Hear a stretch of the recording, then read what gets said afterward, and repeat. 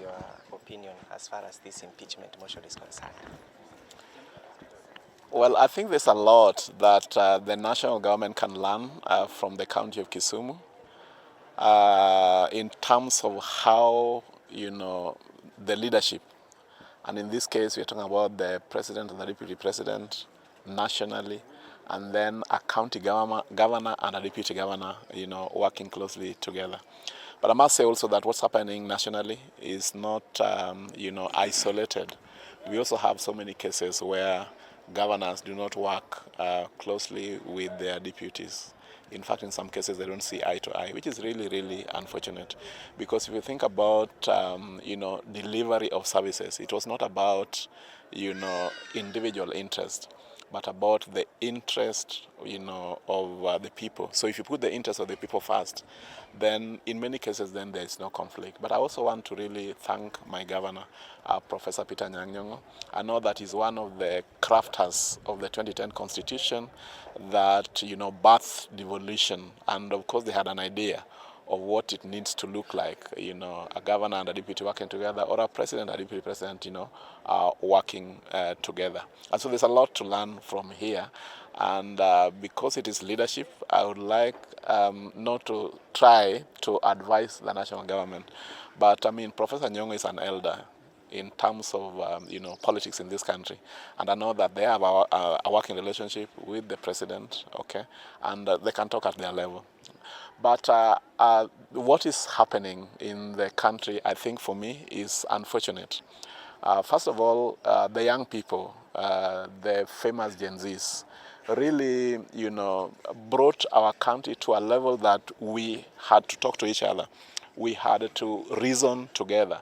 We did not have a country, but they made us, get it back in our hands, such that, we would then decide what to do to move forward together as one indivisible nation, okay? But, what's happening right now, really, I would say it's unfortunate because, we are supporting the broad-based government as the Azimio coalition, and especially as the ODM party. We have 4 of our members, very senior, by the way, within that government. And the last time I checked, through the leadership of the ODM, we agreed that we'll support the broad-based government. But now the people that we are purportedly supporting, which is the Kenya Kwanza, they have decided now to then start fighting in their own kitchen, okay? And I would just like to say that whatever it is that they are doing, whether they want to impeach the deputy president, whatever it is that they want to do, let them do it in haste. Why? Because this country cannot afford another division. We already came in, united the country. Then the people that we are trying to help to unite the country and to move it forward are busy again fighting, okay? But again, on the deputy president, I'm not saying this is really enough ground for impeachment, and I'm not the one to, to know the level of, what it has to take for him to be impeached. But I just want to remind him that he is the deputy president of the Republic of Kenya. I think the talk about the mountain, I think is already too much. Even those who come from the lake, okay, are Kenyans and who also elected him. And even if you didn't elect him, now he's the deputy president of Kenya. And so we want to see him also advocating for other people all over. If the mountain is feeling the heat, the last time I checked, I think then the heat may even be bigger or hotter in other places, especially in the lake region. So if they think they are suffering, they need to ask other Kenyans, okay? Who, I saw in the news today about thousands and thousands of young people who have not been able to join universities. Many people cannot be able to afford medical services. Many people cannot afford fees, even for high school, yeah. So the issue is not about the mountain. The issue is about our country. The issue may not be about Gachagua. The issue may not be about the president.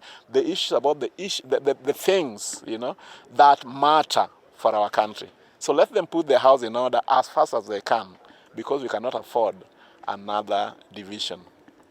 Erokamano adwa nawach ka ni pod nyalore mondo mi jotelo oti kanyakla, to moloyo ka in governor kata ka in deputy governor, kata ka in president kod deputy president. Ang'eyo ni Kisumu ka wasetiyo machiegni ahinya gi Professor Peter Nyang'o, agone erokamano makende nikech ing'eyo ni en achiel kuom jogo manondiko pend chik manokalo higa mar 2010 manokelo loch gwenge kata ma dho ngere luongo nang'o devolution. Omiyo hata paro ni nikech ne en achiel kuom jogo nong'eyo ni governor gi deputy governor go be nitie mayom machalo nade. Omiyo osemiya tich mayot ka, abende asemiya tich mayot. Maduong' ahinya en ni ka wang'iyo mar jopiny ma ok wang'i marwa wawegi, to onge gima nyalo miyo watimo ang'o, wakosana. To kama ng'ato ng'iye mare owuon ni an ayude ang'o, mane kama ang'o, kama thagro tang'o chakore kendo gike.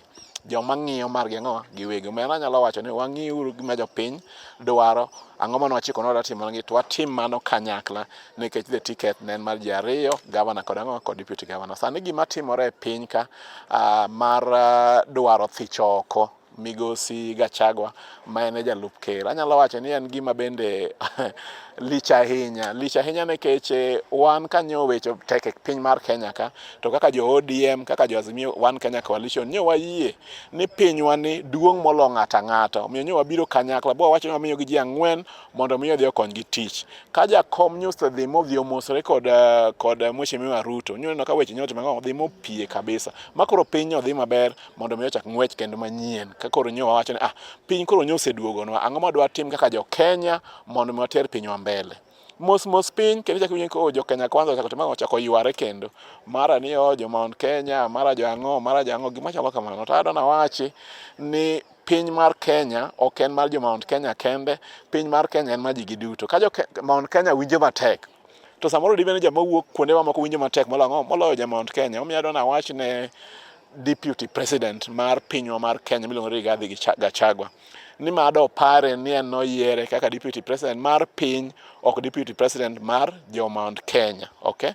To be ka nitie gik mane gichikore kod wuon piny men William Samoei Ruto, to kaka gin ji ariyo pod ginyalo bedo piny mondo mi giwuo to gine ni giloso weche gi nade ma giketo jopiny mondo bed achiel kodgi tabu moro amora ma ginyalo bedo godo e kindgi ang'o, e kindgi ji ariyo. Gipar ni piny mar Kenya duong' moloyo kargi ji ariyogo, piny mar Kenya duong' moloyo Kenya Kwanza Coalition, piny mar Kenya en marwa duto. Omiyo gima sani ochuno en ni gibed piny kaka piny owacho, gine ni nyithindo moko dhi skul e university dhi e skul nade, joma ok nyalo yudo thieth nade, joma ok nyalo yudo chiemo ma gichamo yudo nade, barabara manigero mang'eny mapok ochak ger inyalo gero nade, railways mano onego bed ni bedo extended kawuok Nakuru kabiro ka inyalo timo nade. Ka in e kaunti ma Kisumu ka, ne wawacho ni wadwaro mondo mi giger gimiluongo ni Koruso en multipurpose dam, igero karang'o.